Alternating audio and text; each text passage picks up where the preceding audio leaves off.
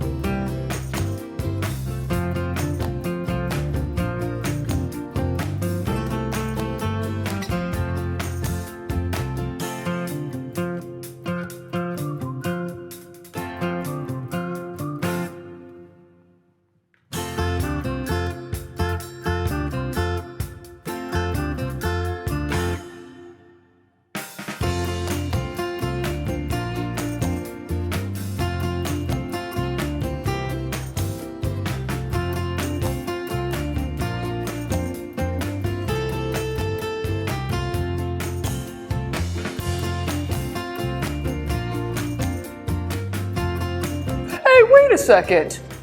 You're not a dog. No, I'm a shark. Yes, it's true. Actually, you can make all sorts of different types of animal puppets using that first W shape. And then from there, you can build up heads and ears and shark fins and eyes and pretty much whatever you want. Wow, that's cool.